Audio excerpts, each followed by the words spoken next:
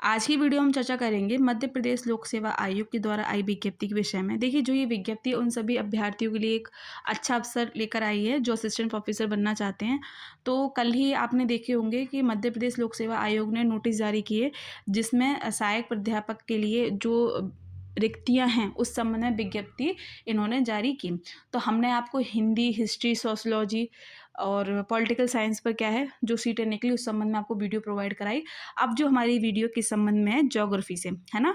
तो जो student geography से हैं और वो असिस्टेंट प्रोफेसर बनना चाहते हैं तो वो यहाँ पर क्या है, अप्लाई कर सकते हैं। तो चलते हैं कि कब से आपके आवेदन मांगे जा रहे हैं। तो यहाँ पर इन्होंने लिखा है कि आपके आवेदन कब से मांगे जा रहे हैं, 27 फरवरी 2025 से, और कब तक, 26 मार्च 2025 तक। यहाँ पर ऑफिशियल वेबसाइट इन्होंने दी है, तो आप यहाँ पर देख सकते हैं। अब देखिए, बात करते हैं कि आयु की गणना।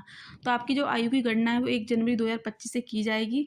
और कितनी आयु, कि आपने 21 वर्ष की आयु पार कर ली हो और 40 वर्ष से आप ज़्यादा के ना हो, ठीक। और जो आपकी आयु की गणना है तो उस संबंध में कौन सा प्रमाण पत्र ये मान्य करेंगे, तो हाई स्कूल की जो मार्कशीट है उसमें जो आपकी जन्म तिथि लिखी है, आपके पिताजी का नाम लिखा है, आपका नाम लिखा है, तो वही प्रमाण पत्र मान्य होगा, ठीक है। अब चलते हैं आगे कि आपका जो शुल्क है तो वो भी क्या है, आपके ऑनलाइन ही जमा होगा।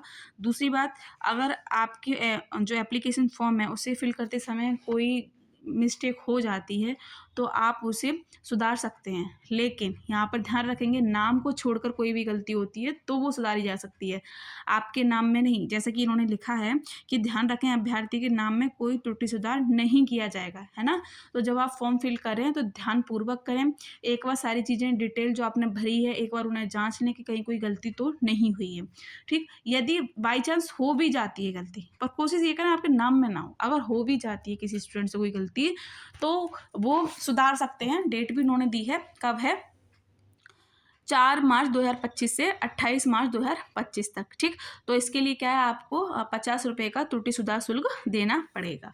अब बात कर लें पात्रता, जो आपकी शैक्षिक अर्हता कितनी होनी चाहिए। आपने देखिए अपने सब्जेक्ट से मास्टर की हो और मास्टर में देखिए आपके 55% अंक हों, लेकिन यहाँ पर आरक्षण उन अभ्यर्थियों को देखने को मिलेगा जो मध्य प्रदेश के मूल निवासी हैं, जो OBC कैटेगरी, SC कैटेगरी या ST कैटेगरी में आते हैं, ठीक है। बाकी जो जनरल कैटेगरी के स्टूडेंट हैं उनके लिए क्या है, 55% अंक लाने अनिवार्य हैं, ठीक है। आपका नेट क्लियर होना चाहिए। यदि किसी अभ्यर्थी का नेट नहीं है लेकिन उनकी PhD हो चुकी है तो ऐसे अभ्यर्थी को छूट देखने को मिलेगी कि उनका नेट नहीं है लेकिन उनकी PhD है, तो वो भी क्या है, जो फॉर्म है वो फिल कर सकते हैं, लेकिन उनकी PhD रेगुलर मोड में होनी चाहिए। ध्यान रखेंगे, उनकी PhD रेगुलर मोड में होनी चाहिए। रेगुलर जो प्रोसीजर रहता है PhD का वो सारा क्या है, उन्होंने फॉलो किया हो, ठीक। अब देखिए, बात करते हैं कि परीक्षा के केंद्र। अब इन्होंने परीक्षा के केंद्र और प्रवेश पत्र के संबंध में भी कुछ निर्देश दिए हैं कि इस विज्ञापन के अंतर्गत विज्ञापित पदों हेतु वस्तुनिष्ठ प्रश्न की OMR आधारित परीक्षा तिथि 1 जून 2025 को आयोजित की जाएगी। प्रवेश पत्र की उपलब्धता तिथि 23 मई 2025 तथा परीक्षा आयोजन एवं पाठ्यक्रम की जानकारी यथासंभव आयोग की ऑफिशियल वेबसाइट पर आपको दे दी जाएगी। देखिए, अगर ये सारा शेड्यूल यही रहता है तो आपकी जो परीक्षा होगी 1 जून से स्टार्ट हो जाएगी, और जो ये कह रहे हैं कि आपका प्रवेश पत्र कब जारी कर दिया जाएगा, 23 मई 2025 को, ठीक है। तो जो भी इंफॉर्मेशन होगी तो वो आयोग अपनी ऑफिशियल वेबसाइट पर डाल देगा, तो आप वहाँ पर देखिए चेक करते रहिए। डेट आगे बढ़ भी सकती है और नहीं भी बढ़ सकती है, ठीक है। आगे जो महत्वपूर्ण है कि कितनी सीटें आई हैं असिस्टेंट प्रोफेसर के लिए, तो देखिए टोटल 96 सीट हैं, जिसमें देखिए अनरिजर्व कैटेगरी के लिए 15 हैं, SC के लिए 15 हैं, ST के लिए 20 हैं, OBC के लिए 36 हैं, EWS के लिए 10 हैं। अब देखिए रिक्तियों में से मध्य प्रदेश के शासकीय महाविद्यालयों में अतिथि विद्वान हेतु आरक्षित पद, तो अनरिजर्व कैटेगरी के लिए 4, SC 4, ST 5, OBC के लिए 9, EWS के लिए 3। वहीं रिक्तियों में से मध्य प्रदेश की मूल निवासी महिला अभ्यर्थी हेतु आरक्षित पदों की संख्या, तो अनरिजर्व कैटेगरी की जो महिला स्टूडेंट होंगी या फिर कह लें महिला अभ्यर्थी होंगी उनके लिए 5 सीट हैं, SC के लिए 5 हैं, ST के लिए 7 है, OBC के लिए 13 है, EWS के लिए 4।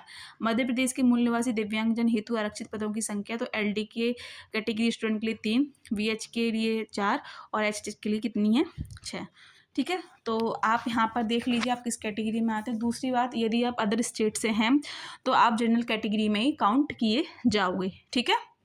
ध्यान रखेंगे, आपको कोई आरक्षण नहीं मिलेगा, भले ही आप ओबीसी से हो, एससी से हो, एसटी से हो, किसी से भी हो।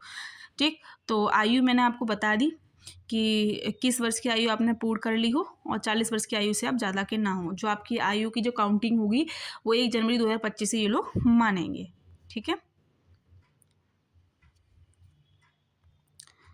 दूसरी बात देखिए कि किसी भी प्रवर्ग में मध्य प्रदेश के मूल निवासी महिलाओं के लिए आरक्षित पद उपयुक्त महिला अभ्यर्थी के अभाव में उसी प्रवर्ग में पुरुष उम्मीदवारों के चयन द्वारा भरे जा सकेंगे। देखिए, जो महिलाओं के लिए जो सीटें रिजर्व की गई हैं, यदि वो उतनी सीट फॉर्म फिल नहीं होते हैं तो वो क्या है, वहाँ के जो पुरुष होंगे वो फॉर्म फिल करेंगे।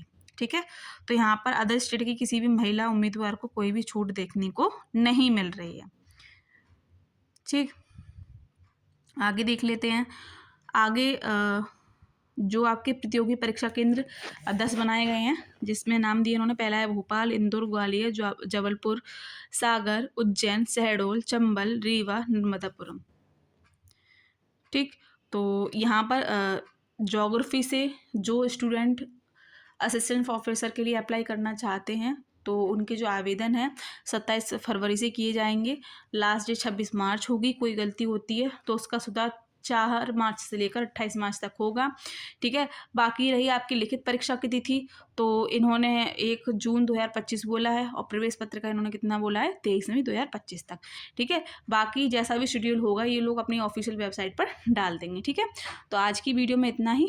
मिलते हैं आपको अपनी अगली वीडियो में। तब तक बने रहे अपने चैनल के साथ। बहुत बहुत धन्यवाद।